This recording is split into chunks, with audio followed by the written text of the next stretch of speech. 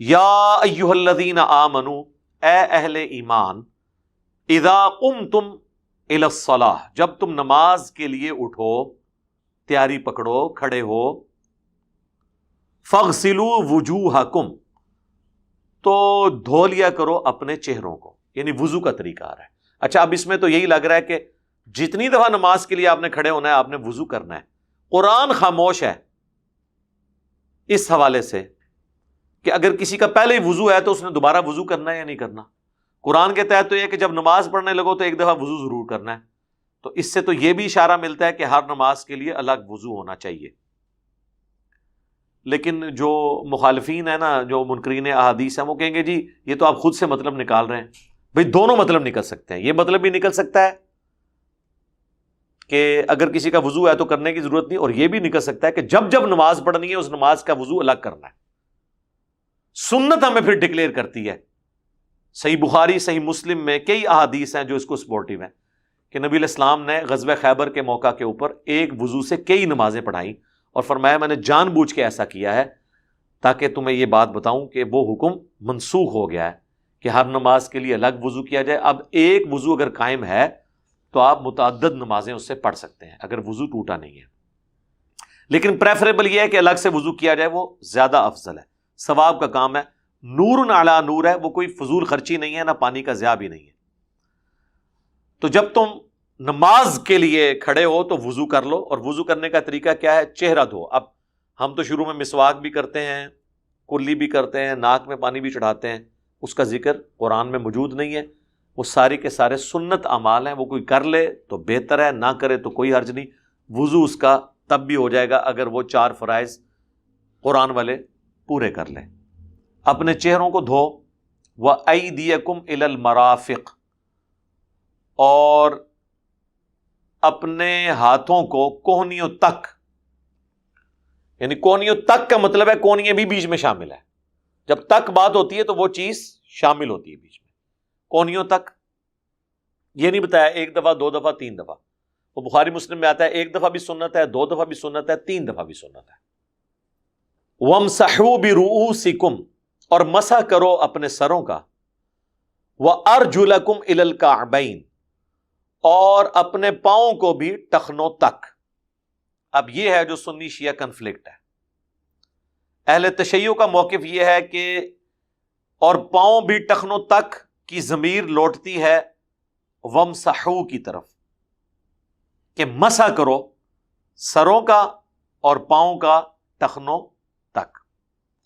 اہل سنت یہ کہتے ہیں کہ یہ ضمیر لوٹتی ہے پچھلی طرف، کیونکہ یہاں پر ارجولیکم نہیں آیا، ارجولکم آیا، چونکہ پہلے آیا تھا ایدیکم، تو یہاں آیا ہے ارجولکم۔ یہ میں عربی لنگوسٹک میں بات کر رہا ہوں، اس لیے اس کی ضمیر پیچھے کی طرف لوٹ جاتی ہے۔ جب اہل سنت کہتے ہیں کہ یہاں پہ ارجولکم آیا تو وہ کہتے ہیں کہ جی ارجولیکم اس لیے نہیں آیا کہ یہ با نے جو زیر دی ہے برؤوسکم کو، وہ برؤوسکم کو جو زیر ملی ہے وہ با کی وجہ سے ملی ہے، ٹھیک ہے جی۔ اگر با نہ ہوتی تو یہاں پہ بھی رؤوسکم ہی ہوتا۔ خیر، یہ یعنی عربی لنگوسٹک کے اعتبار سے دونوں طرف مطلب جا سکتا ہے۔ اہل تشیع کا موقف اس حوالے سے، یعنی اگر ہم اس کو کمپیئر کریں تو زیادہ مضبوط ہے۔ اور دوسری شاہ جی طرف نہیں دیکھنا، قرآن حکیم کی جو فصاحت اور بلاغت ہے اس کے اعتبار سے یہ والا مطلب بھی کوئی بعید نہیں ہے، بلکہ زیادہ قریب ہے کہ مسح کرو اپنے سروں کا اور پاؤں کا ٹخنوں تک۔ اور اہل سنت جب اس ضمیر کو پیچھے لوٹاتے ہیں تو وہ یہ کہتے ہیں کہ جی یہاں پر یہ ذکر ہے کہ آپ نے سر کا تو مسح کرنا ہے اور ٹخنوں تک پاؤں کو دھونا ہے، کیونکہ ارجولکم آیا اور یہ پیچھے ضمیر لوٹ جاتی ہے۔ پھر دوسرا وہ یہ کہتے ہیں کہ جی لاجیکلی بھی آپ دیکھیں، جہاں دھونے کا ذکر آیا وہاں پہ اس کی حد بتائی گئی ہے کہ ہاتھوں کو کونیوں تک اور پاؤں کو ٹخنوں تک۔ اگر یہ مسح ہوتا نا تو تک والی بات نہ ہوتی، جنرل ہوتا کہ مسح کرو پاؤں کا۔ ٹخنوں کا ذکر کرنے کا مقصد یہ ہے کہ اس کو دھونے کی کوئی لمٹ ہے۔ تو جب وہ یہ بات کرتے ہیں وہ کہتے ہیں اچھا پھر آ جاؤ جناب میدان، اگر آپ کی یہی لاجک ہے تو پھر وہ کہتے ہیں ہماری لاجک یہ ہے کہ اسی آیت میں آگے چل کے جو تیمم کا طریقہ آ رہا ہے، نہ پاؤں کا مسح ہے اور نہ سر کا، اور وہ کہتے ہیں اس کے پیچھے لاجک یہ ہے کہ وضو میں جو اعضاء دھونے ہوتے ہیں ان کا مسح ہوتا ہے تیمم میں، اور وضو میں جو اعضاء مسح کیے جاتے ہیں وہ تیمم میں ہوتے ہی نہیں ہیں۔ کیسی لاجک ہے؟ ان کے نزدیک وضو میں کون سے دو اعضاء دھوئے جاتے ہیں؟ چہرہ اور کونیا۔ وہ کہتے ہیں بس تیمم میں بھی یہی ہے۔ اور مسح کون سے دو اعضاء پہ ہوتا ہے؟ سر اور پاؤں۔ وہ کہتے ہیں دیکھیں تیمم میں یہ جو مسح والے تھے وہ اللہ نے نکال دیے ہیں، جو دھونے والے تھے ان کو مسح پہ شفٹ کیا۔ ظاہر ہے مسح کے بعد تو پھر زیرو ہی ہونا تھا نا، مسح اس طرف شفٹ ہوا، یعنی آپ دھونے کو کم طرف لے آئیں تو مسح بنتا ہے، اور مسح کو کم طرف لے جائیں تو وہ یہ ہے کہ اس کو چھوڑ ہی دو۔ اور یہ لاجک وہ پیش نہیں کرتے۔ المصنف ابن ابی شیبہ میں باقاعدہ ایک پورا چیپٹر ہے کہ ان اصحاب کا بیان جو پاؤں کا مسح کرنے کا قائل تھے وضو کے، اس میں صحیح سند کے ساتھ ہے۔ شیخ زبیر لذیذ صاحب نے اپنے رسالے میں بھی لکھا ہے کہ اکرمہ جو تھے تابعی عبداللہ ابن عباس کے شاگرد، وہ پاؤں کا مسح کیا کرتے تھے، اور وہ کہتے تھے میں قرآن کے حکم پر عمل کر رہا ہوں۔ اور کئی تابعین کے اقوال اسی چیپٹر میں لکھے ہیں، ان میں یہ لاجک بھی لکھی ہوئی ہے کہ جن اعضاء کو وضو میں دھویا جاتا ہے ان کا تیمم میں مسح ہوتا ہے، اور جن اعضاء کو آپ وضو میں مسح کرتے ہیں وہ تیمم میں ختم ہی ہو جاتے ہیں۔ تو اب یہ دونوں طرف یعنی بات چلی جاتی ہے۔ اہل سنت یہ کہتے ہیں کہ اگر آپ نے یہاں پہ پاؤں کا مسح مراد لینا ہے تو پھر، کیونکہ ایک اہل سنت کے ہاں قرات ایسی پائی جاتی ہے جس میں ارجولیکم بھی موجود ہے، اب ارجولیکم اگر آ جائے تو وہ تو پھر مسح ہی آئے گا۔ وہ کہتے ہیں یہ ارجولیکم والی قرات اس صورت میں جب آپ نے پاؤں پہ موزے یا جرابیں پہنی ہوں۔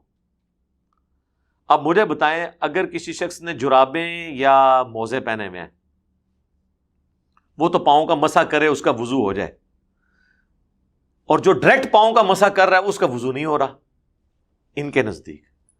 اگر جراب کے اوپر مسح کرنے سے وضو ہو جاتا ہے تو ڈائریکٹ پاؤں کے اوپر بھی ہاتھ پھیرنے سے ہو جانا چاہیے، کیونکہ جراب کے کیس میں بھی تو آپ دھو کو نہیں رہے، خفین کے کیس میں یعنی موزوں کے کیس میں بھی آپ دھو تو کوئی نہیں رہے۔ اگر دھونا اتنا ضروری ہوتا تو چمڑے کے موزے پہنے میں آپ نے ایک دفعہ دھو کے پہن لیے نا، تو اس کے بعد اوپر سے ہی مسح کر رہے ہیں، اور ایک بندہ اگر ایک دفعہ پاؤں دھو لے اور وہ اوپر سے مسح کرتا رہے تو کیا مسئلہ ہے؟ اور اہل تشیع کے ہاں بھی یہی ہے، وہ کہتے ہیں اگر پاؤں گندے ہوں گے نا پھر پاؤں پہ مسح کرنے سے وضو نہیں ہوگا، آپ کو پاؤں دھونے ہوں گے۔ اس لیے آپ دیکھتے ہیں کہ بعض اوقات وہ آپ کو پہلے پاؤں دھوتے ہوئے نظر آتے ہیں، اور لوگ وہ کہتے ہیں وہ پاؤں سے وضو شروع کرتے ہیں۔ پاؤں سے وضو نہیں شروع کرتے، وہ بیسیکلی اپنے موزے پہن رہے ہوتے ہیں، یعنی پہلے پاؤں دھو لیا اب اس کے اوپر مسح کر لیں گے۔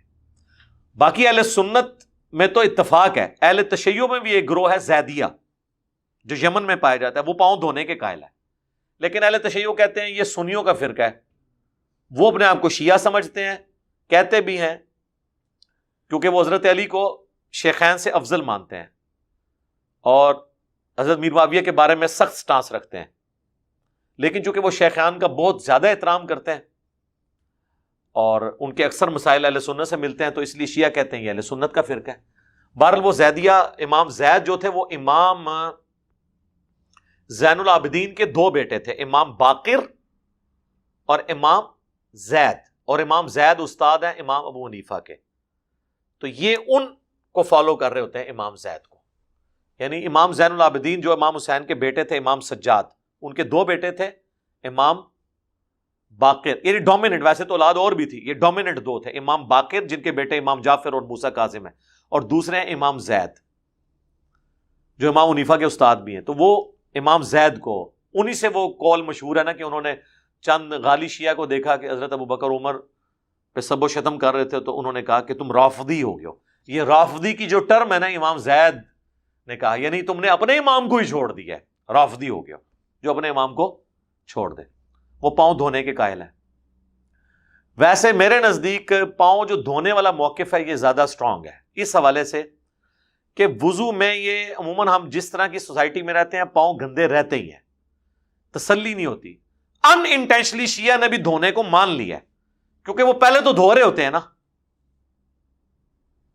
تو دھو تو انہوں نے بھی لیا، بعد میں اس کے اوپر مسح کر لیا۔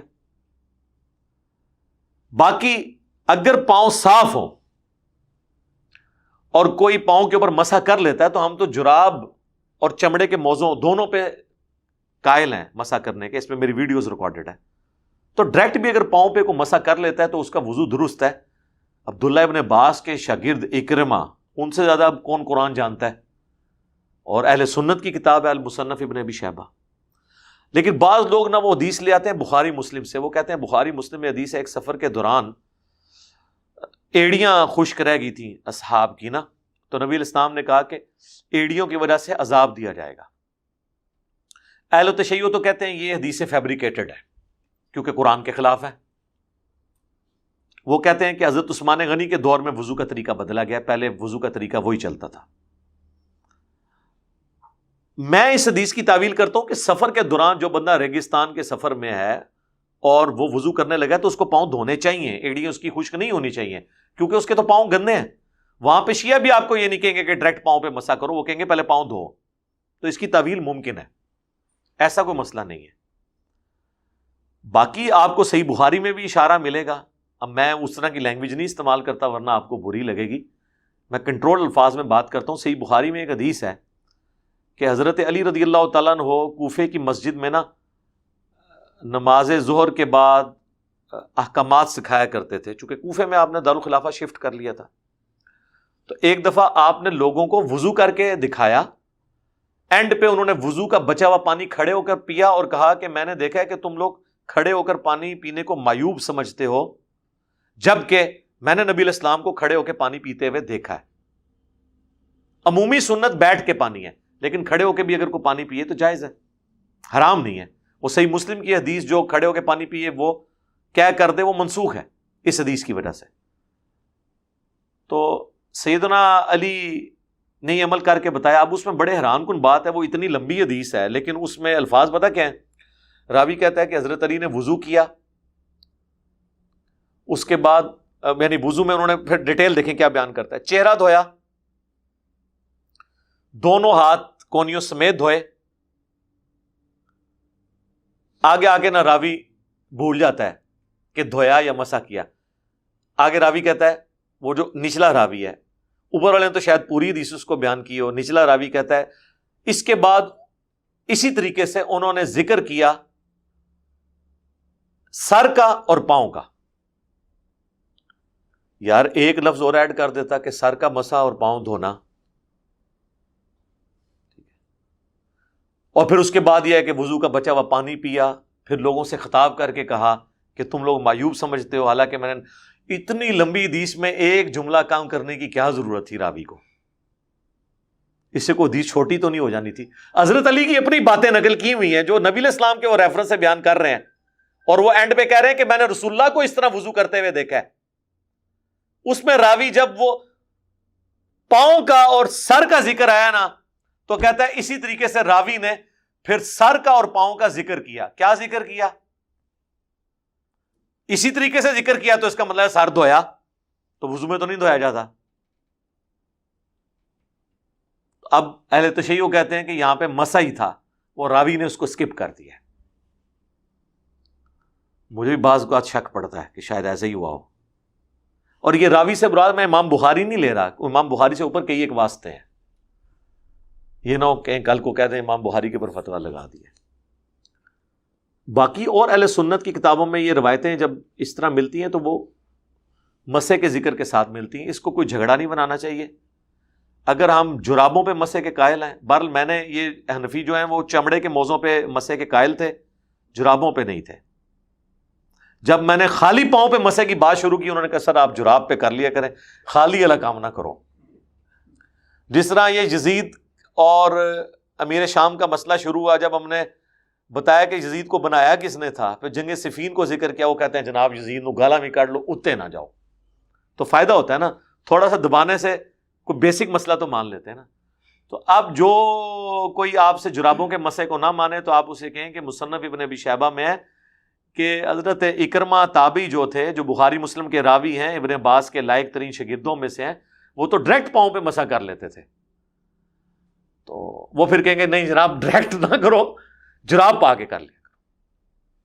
تو یہ اسی طریقے سے اب میں وضو کر کے یہاں مسجد میں یا اپنی اکیڈمی میں ہم بیٹھے ہوئے ہیں، صاف ستھری یہ جگہ ہے. اچانک ہمیں اگلی نماز کے لیے وضو کرنا پڑتا ہے، تو یہ سمجھیں آپ نے جراب اور موزہ ہی پہنا ہوا ہے، آپ کے پاؤں صاف ہیں، آپ کو مٹی میں نہیں گئے ہیں، باہر نہیں گئے ہیں، ٹھیک ہے، تو اب وضو کے لیے کوئی اٹھتا ہے تو ٹھیک ہے، جا کے وہ مسح کر لے. یا ایک بندہ رات سردیوں میں رات کو وضو اس نے کیا اور اس میں پاؤں دھوئے ہیں، اس کے بعد وہ بندہ اپنے بسترے میں سو گیا تو بسترا صاف ستھرا ہے، صبح اٹھ کے جب وہ وضو کے لیے جاتا ہے اب وہ پاؤں نہیں دھونا چاہتا، ٹھیک ہے، پاؤں کا مسح کر لے، اس میں کیا مسئلہ ہے؟ تو کوئی اتنا بڑا ایشو نہیں ہے. نہ اس کو یہ کہنا چاہیے کہ جی وضو نہیں ہوگا. تو امام ترمذی نے باقاعدہ نقل کیا کہ امام حنیفہ نے جس مرض میں وفات پائی اس میں انہوں نے جرابیں پہن کے جو ہے ان کے اوپر مسح کیا اور کہا کہ میں پوری زندگی اس کا قائل نہیں تھا، میں صرف چمڑے کے موزے کا قائل تھا. لیکن حنفی آج تک کہہ رہے ہیں جی چمڑے کے ہوں، چمڑے کے ہوں. حالانکہ امام ترمذی نے جراب بھی نقل کیا، وہ کہتے ہیں نہیں جی وہ جراب تو ہے لیکن جراب تھوڑی موٹی ہو. ہم کہتے ہیں جی موٹی ہوتی ہے ہماری جراب، کتنی موٹی کرنی جے، اتنی موٹی ہو نا کہ جسم نظر نہ آئے. وہ کہتے ہیں نہیں جراب پہن کے آپ اتنے کلومیٹر تک چل سکتے ہو، جراب پہن کے سر نہیں چلیا جاتا. تو پھر ہم پکی دیتے ہیں کہ اگر آپ کو کپڑے پہ چیڑا ہے نا مسح کرنے کی، تو بخاری مسلم میں تو حدیث ہے نبی علیہ السلام نے پگڑی پہ بھی مسح کیا، اور پگڑی جو ہے وہ چمڑے کی نہیں ہوتی تھی، کپڑے کی ہوتی تھی. بات کریں، خام خواہ دین کو مشکل بنایا. یہ کوئی ایسے مسئلے نہیں جن کے اندر آپ جو ہے نا وہ ضد کریں اور لوگوں کو ابھاریں اس بات کے اوپر کہ وہ اس کو ضد بنائیں. شیعہ نے بھی جو ضد بنائی ہوئی ہے نا کہ وہ کہتے ہیں جی اہل سنت جو ہیں وہ قرآن کی تحریف کر رہے ہیں. نہیں، آپ عربی لنگوسٹک جاننے والے جو لوگ ہیں ان سے پوچھ لیں کہ اہل سنت جو ترجمہ کر رہے ہیں یہ بھی ترجمہ بن سکتا ہے. ہاں اس پہ میں مانتا ہوں کہ اگر ہم ریشو کیلکولیٹ کریں تو 60% شیعہ کے حق میں پلڑا مضبوط ہے اور 40% اہل سنت کے حق میں، یا 30% کہہ لیں اہل سنت کے حق میں اور 70% شیعہ کے حق میں. لیکن یہ نہیں ہے کہ یہ جو ترجمہ اہل سنت کر رہے ہیں یہ ترجمہ بنتا کوئی نہیں ہے. یہ وہ مانتے ہیں کہ یہ ترجمہ بھی بن سکتا ہے، لیکن وہ کہتے ہیں قرآن کی فصاحت تقاضا کرتی ہے کہ وہ ترجمہ بنایا جائے جو قریب قریب ہے، کہ مسح کرو سر کا اور پاؤں کا ٹخنوں تک. ہم نے تو خیر یہ مسئلہ ہی ختم کر دیا ہے میرے بھائی. آپ نماز پڑھیں صحیح وضو کر کے، آپ اس طرح کے جھگڑوں میں نہ پڑیں اور اس کو زیادہ مصیبت نہ کھڑی کریں اپنے لیے. پچھلی دفعہ سورۃ المائدہ کی آیت نمبر 6 کے کانٹیکسٹ میں میں نے وضو میں پاؤں کا جو مسح ہے اس کے حوالے سے تفصیلی ڈسکشن کی تھی. اس میں ایک چیز سکپ ہو گئی تھی، وہ میں چاہ رہا ہوں ریکارڈنگ میں آ جائے. سیدنا علی کے حوالے سے میں نے ایک حدیث بیان کی تھی صحیح بخاری کی، کہ انہوں نے کوفے کی مسجد میں وضو کا طریقہ صحابہ کرام کو تعلیم کیا. اسی کانٹیکسٹ میں ایک اور حدیث ہے سنن نبی داؤد کے اندر کہ سیدنا علی کہتے ہیں کہ اگر دین صرف اپنی رائے اور عقل کے مطابق ہوتا تو میرے نزدیک پاؤں میں جو جرابیں یا موزے پہنے جاتے ہیں ان کے تلووں کا مسح ہونا چاہیے تھا، کیونکہ گندگی یا ایون مٹی وغیرہ اس جگہ پہ لگتی ہے. لیکن چونکہ میں نے نبی صلی اللہ علیہ وآلہ وسلم کو موزوں کے اوپر والے حصے کا مسح کرتے ہوئے دیکھا ہے، اس لیے سنت کو فالو کرنا چاہیے. یہ ابو داؤد کی حدیث کی سند ضعیف ہے، لیکن اس کے فٹ نوٹ کے اوپر شیخ زبیر لیزئی صاحب نے سنن نبی داؤد میں لکھا ہے کہ یہ سند تو اس کی ضعیف ہے لیکن یہ حدیث ٹھیک ہے، کیونکہ اسے سپورٹیو ایک حدیث مسند حمیدی کے اندر موجود ہے. یہ جو امام ہیں حمیدی یہ استاد ہیں امام بخاری کے، اور صحیح بخاری میں امام بخاری نے کئی احادیث ان سے لی ہیں. انہوں نے اپنی بھی ایک حدیث کی کتاب لکھی ہے مسند حمیدی، وہ اردو ترجمہ ہو کے شبیر بردرز جو بریلویوں کا ہے انہوں نے اردو ترجمہ کر دیا، اس کا PDF بھی اویلیبل ہے. تو اس کی حدیث کا حوالہ دیا ہے کہ اس میں حدیث موجود ہے جس کی سند بالکل ٹھیک ہے اور اس میں یہی الفاظ ہیں. لیکن اگر آپ وہ حدیث کھول کے دیکھیں تو آپ کے لیے حیران کن چیز یہ ہوگی کہ اس میں جرابوں کا یا موزوں کا ذکر نہیں ہے.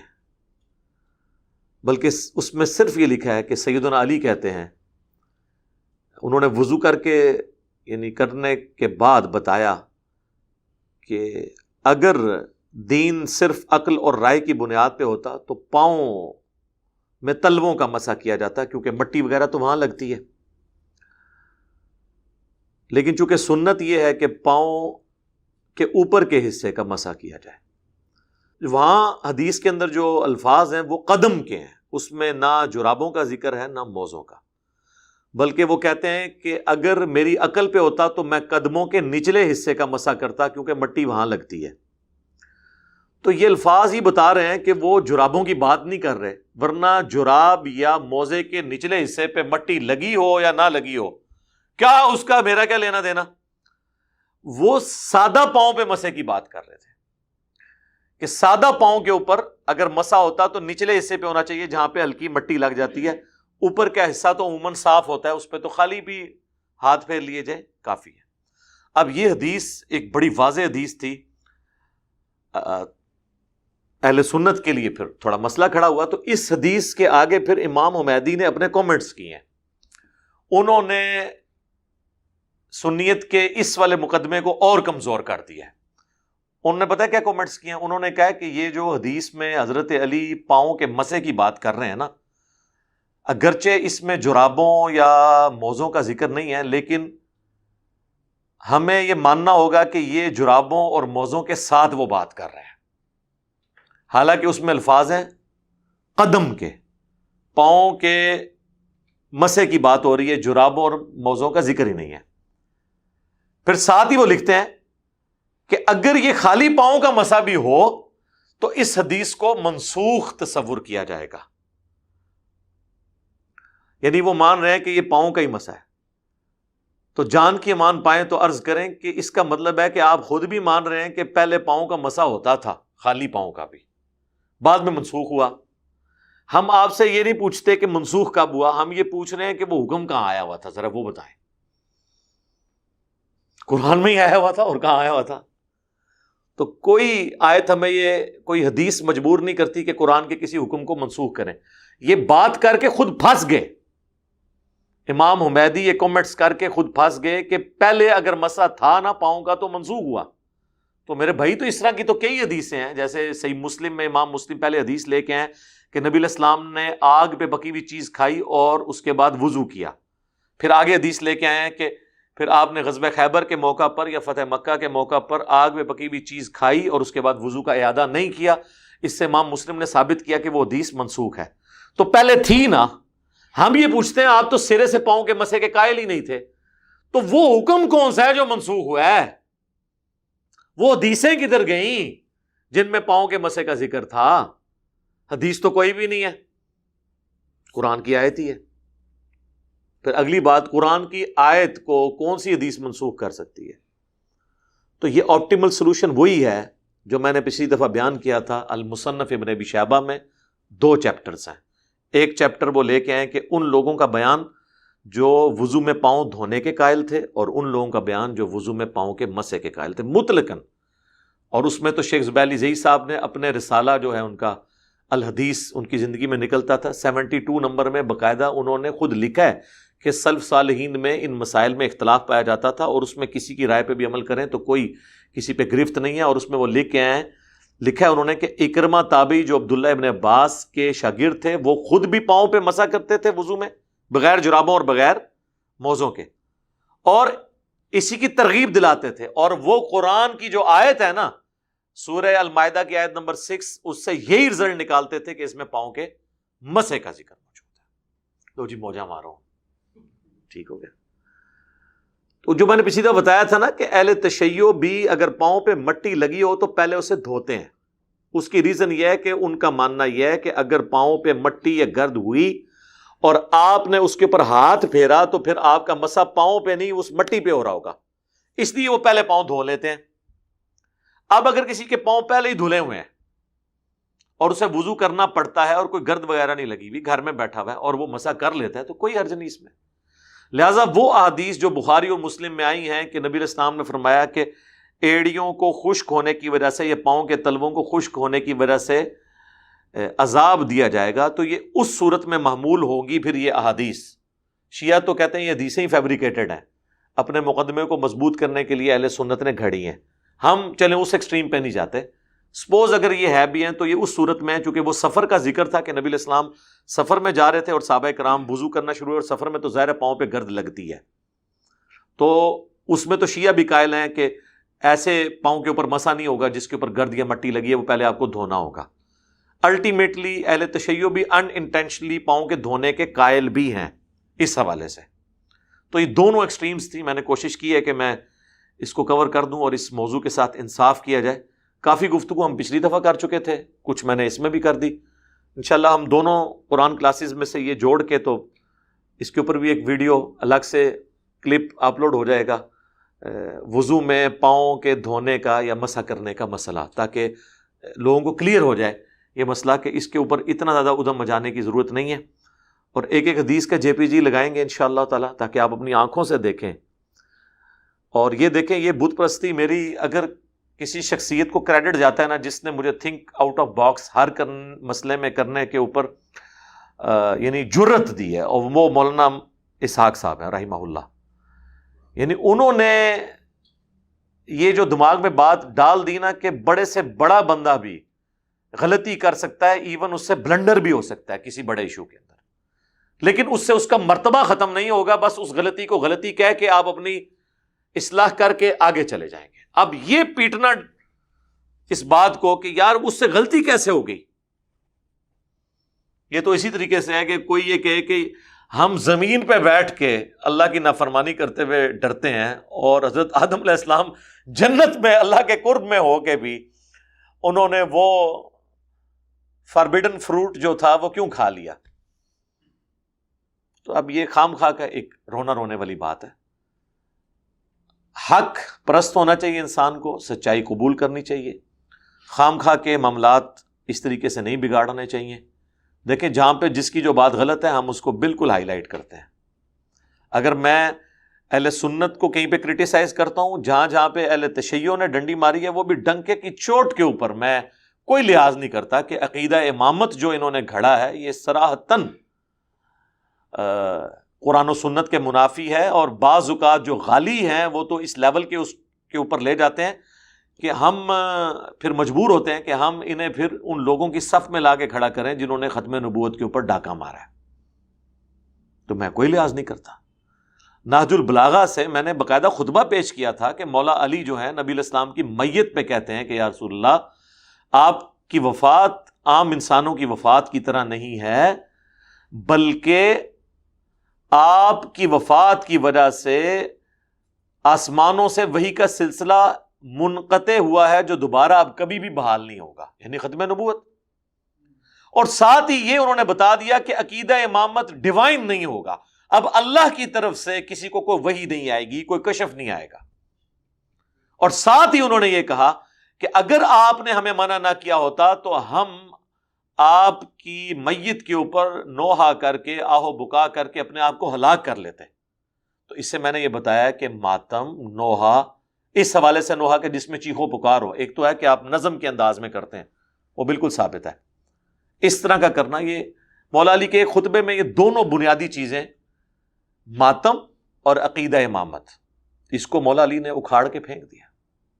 اس کے جواب میں بعض شیعہ علماء نے کہا کہ نہیں، وہ حضرت علی نے جو نوحے اور ماتم کی نفی کی ہے نا، وہ کی ہے نیچرل ڈیتھ کی. کہ وہ کہتے ہیں، ہم بھی کہتے ہیں کہ جس کی ڈیتھ نیچرل ہو اس کے اوپر ماتم نہیں ہونا چاہیے. ہم تو حضرت حسین کی مظلومانہ شہادت کے اوپر ماتم کرتے ہیں. سارے ائمہ اہل بیت قتل کیے گئے ہیں، اور یہ بات ٹھیک ہے، بالکل ٹھیک ہے. حضرت علی بھی شہید، حضرت حسن بھی شہید، حضرت حسین بھی شہید، پھر امام باقر، امام جعفر، امام زین العابدین، یہ سب کے سب لوگ اپنے اپنے اوقات میں حکمرانوں کو ہمیشہ ان سے دھڑکا لگا رہتا تھا. وہ کہتے ہیں کہ ہم اگر ان کا نوحہ کرتے ہیں چیخو پکار کے ذریعے یا ماتم کرتے ہیں تو یہ اس لیے کہ یہ مظلوماً شہید کیے گئے ہیں. اور سورہ النساء میں اللہ تعالیٰ نے فرمایا ہے پارہ نمبر 6 کے سٹارٹ میں کہ اللہ تعالیٰ برائی کا ذکر بلند آواز سے پسند نہیں کرتا سوائے اس شخص کے کہ جس پر ظلم کیا گیا ہو. تو چونکہ ہم مظلومین ہیں، ہمارے ائمہ پہ ظلم ہوئے ہیں، اس لیے ان کے اوپر ہم کرتے ہیں. عام میت کی حالت میں وہ کہتے ہیں حضرت علی کا خطبہ بالکل ٹھیک ہے کہ ماتم کرنا، نوحہ کرنا حرام ہے. ہم کہتے ہیں جناب شکر الحمدللہ آپ اتنا تو مان گئے، اب ظاہر ہے اس سے آگے کیا کریں، یہ تو ماننا ہی پڑے گا نا انہیں، خطبے کو تو فراڈ نہیں کہہ سکتے. تو سر اس میں پھر مجھ سے علمی پھکی لے لیں. آپ تو کہتے ہیں کہ رسول اللہ کو بھی قتل کیا گیا زہر دے کے، تو نبی علیہ السلام تو آپ کے نزدیک شہید ہوئے ہیں. تو جب نبی علیہ السلام شہید ہوئے ہیں، کہتے ہیں نا جی، تو نبی علیہ السلام تو شہید ہوئے تھے، پھر تو حضرت علی کو یہ کہنا ہی نہیں چاہیے تھا، ان کو تو نوحہ کرنا چاہیے تھا. بلکہ وہ پھر حضور کی میت پہ کہتے ہیں یا رسول اللہ جو آپ نے نوحے سے منع کیا تھا وہ تو نیچرل ڈیتھ کے لیے کیا تھا، آپ کو تو قتل کیا گیا، لہٰذا ہم آپ کی میت کے اوپر نوحہ کریں گے. تو ایک مسئلہ بچاتے ہیں تو دوسرا ہاتھ سے جاتا ہے، دوسرا بچاتے ہیں تو وہ جاتا ہے. اگر یہ مانتے ہیں کہ میت پہ نوحہ کرنا حرام ہے نیچرل ڈیتھ پہ، تو ان کو یہ ماننا پڑے گا کہ نبی علیہ السلام کی نیچرل ڈیتھ ہوئی ہے. لیکن وہ کہتے ہیں رسول اللہ کو تو قتل کیا گیا، جس پہ میری ویڈیو بھی ریکارڈ ہوئی تھی، رسول اللہ کا قاتل کون، وہ حدیث لدود کے بارے میں جو آپ کے صحیح بخاری میں آتا ہے کہ منہ میں دوائی ٹپکائی گئی جو یہ کہتے ہیں زہر دے دیا. تو اگر آپ یہ مسئلہ مانتے ہیں پھر دوسرا مسئلہ آپ کا گیا. اگر رسول اللہ کی شہادت مانتے ہیں آپ، تو پھر حضرت علی حضور کی میت پہ کیوں کہہ رہے ہیں یا رسول اللہ ہم تو نوحہ نہیں کریں گے؟ اس کا مطلب ہے شہید کے اوپر بھی نوحہ اور آہو بکا اور ماتم نہیں ہو سکتا. تو ہماری تو ون ون سچویشن ہے. کیوں؟ کیونکہ نہ میں وہابی نہ میں بابی، میں ہوں مسلم علمی کتابی. تو آپ سے بھی ہم عرض کریں گے کہ مرنے سے پہلے اے مسلمان کر لے اس پہ غور، کتابوں کا خدا اور ہے، بابوں کا خدا اور. بکش بنیں گے تو پھر میرے بھائی ایک رول رکھنا پڑے گا. پنجابی میں کہا جاتا ہے یہ نہیں ہے کہ چھڈو ماجھ ہیٹھ تے جاندہ کٹے ہیٹھ ہے، یہ نہیں ہوگا. جب بھینس کے رول کی بات ہو رہی ہے تو پھر بھینس کی بات ہوگی. یہ نہ ہو کہ آپ کی باری آئے تو آپ بھینس کو جو ہے وہ بھینسا بنا لیں، ایسے نہیں ہو سکتا. بہرحال یہ چند ایک باتیں تھیں جو میں نے ضروری سمجھی کہ اس کے ساتھ ریکارڈنگ میں آ جائیں انشاءاللہ. قرآن حکیم میں جہاں جہاں کریٹیکل آیات آ رہی ہیں، بون آف کنٹینشن بنی ہوئی ہیں، چاہے وہ اہل سنت اور اہل تشیع کے درمیان ہو یا اہل سنت کے اپنے فرقوں کے درمیان ہو، میری کوشش ہوتی ہے کہ میں ان کو اس طرح آسانی سے جانے نہ دوں، تاکہ کل کو جب یہ قرآن کی ریکارڈنگ کوئی سنے تو اس کو پتہ چلے واقعی کوئی ایفرٹ پٹ ہوئی ہے. ورنہ تو آپ قرآن کی تفسیر اٹھائیں تو وہ تو پرانے زمانوں کی ہیں، ان میں تو وہ اختلافی موضوعات ڈسکس ہی نہیں جو آج ہمارے اصل مسئلے ہیں. آج کل بھی اگر کوئی بولتا ہے تو وہ اپنے فرقے کے حوالے سے بولتا ہے، درمیان کی بات کو بتاتا ہے نہیں کہ اصل بات کیا تھی.